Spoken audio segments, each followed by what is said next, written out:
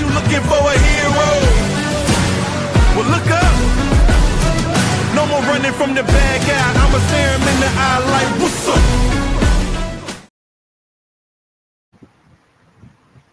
Hello, everyone, and I would like to welcome you to another day of my strength, my story challenge. 365 days of me sharing my story. Um, they're not always going to be easy, and this is something I've committed myself to for me, for my healing. But again, I always hope to reach out to someone who needs to know that even though healing isn't always easy, it's always possible. So again, previous days, I'll be sharing a painful moment in my past that shaped the way I saw myself and how deeply it affected the way I lived my life. But before I get into that, I would like to share today's story will be a bit triggering. This episode includes sensitive content involving grief, emotional neglect, and abandonment. And if you are in a fragile place today, and also the loss of a child or death, if you are in a fragile place today, please prioritize your well being and come back when you're ready to, um, whenever you're ready to, period, because your healing matters the most. So today I'm sharing kind of a dark, vulnerable moment in my life. It's around the time when I lost my son. It was the first Mother's Day that I spent without him. That year was already brutal.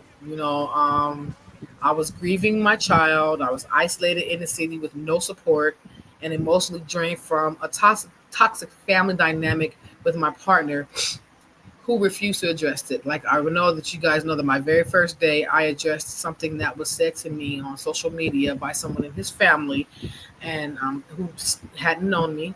They still didn't know me, and they continued to cause chaos in our relationship. They didn't want to stop for some reason. They wanted to make sure that I knew. They didn't approve of me. They didn't like me, and so his family had already humiliated me publicly online. And instead of standing with me, he decided he needed space from the chaos that his family created. Because of course, I would address that with him, like, hey, you need to say something. You need to defend me. You need to please, at least at the very least, tell him to leave me alone.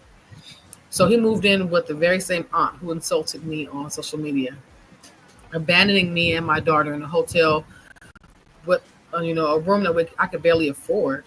We had no friends, no family, and the only person that I thought I could trust, she betrayed me, and she's the reason that we were homeless in the first place because she put us out.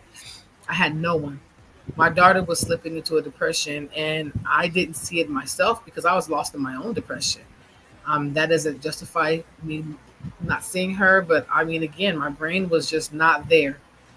That Mother's Day was really bad. I had no money for a meal, for flowers, or for anything joyful. The kind of, at least give to my daughter for her to be able to do something with me. And I was still grieving. I was just on E. My partner promised that he would come and spend time with me, and he didn't even show up till late in the day. My son that was still alive was in Job Corps, and they have a protocol that basically says that they have to stay on campus for so many days after they're admitted into the program. So he couldn't spend that Mother's Day with us. He was gone.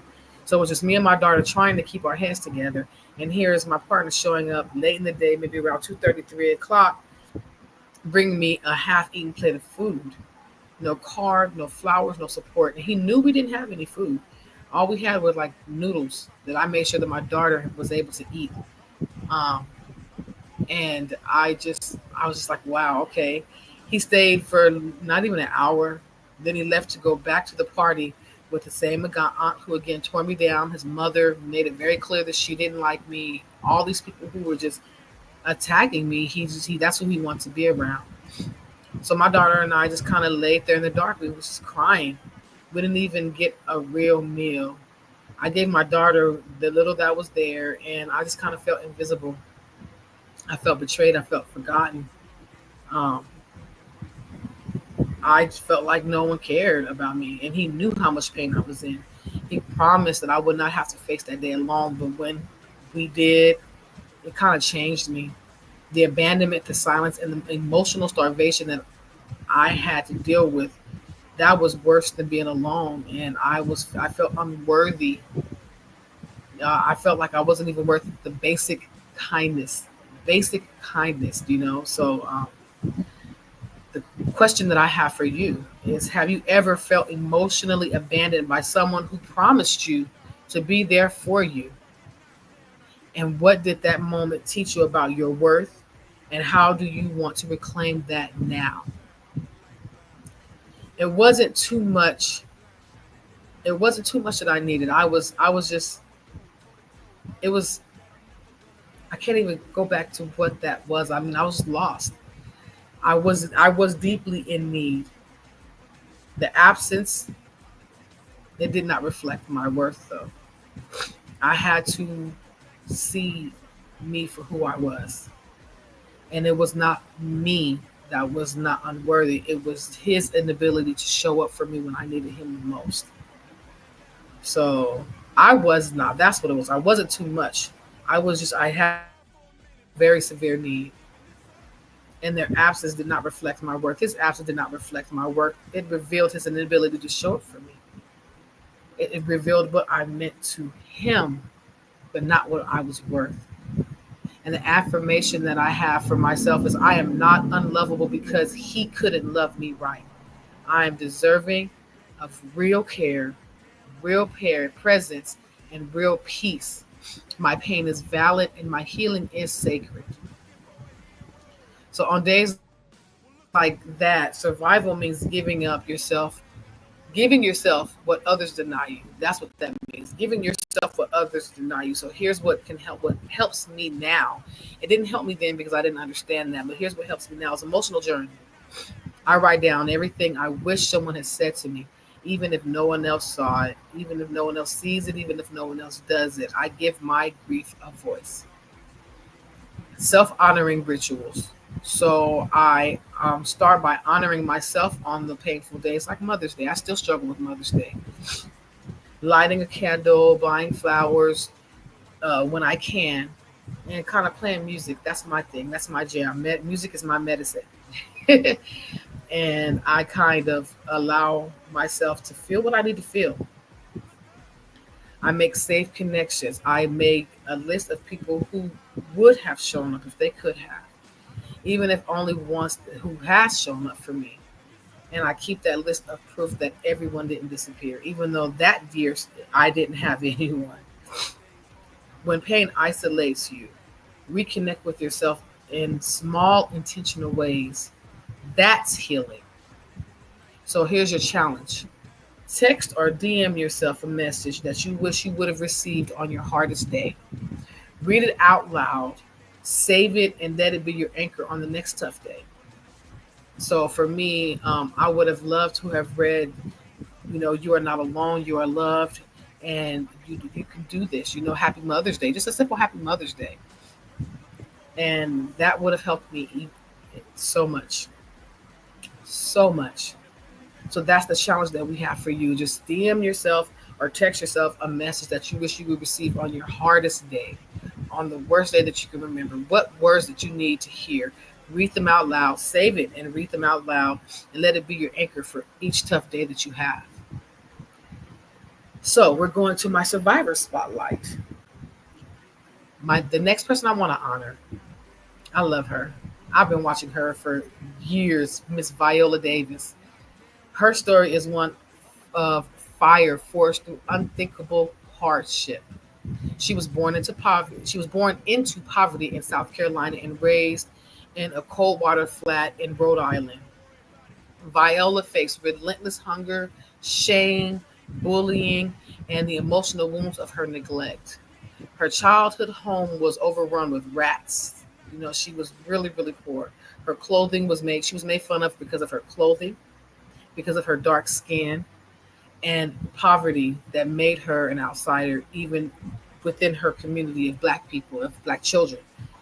So, I understand what that feels like, to be isolated in your own culture, especially because of the color of your skin. Because she is beautiful. She is, and she didn't run from her pain. She turned it into power. Acting became her sanctuary and her rebellion, a place to channel her hurt, shame, and truth that the world would told her to silence. They told her to be quiet. They would not. They would not let her speak. She didn't just act. She exhaled truth into every role, roles that revealed her scars, her struggles, and her strength. Today, she's one of the first Black actors to win an Oscar, an Emmy, and a Tony. Okay, Hollywood's triple, that trifecta, that triple crown.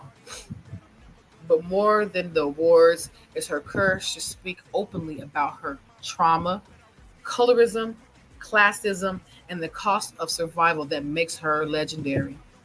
So once said, she once said, the only thing that separates women of color from anyone else is opportunity.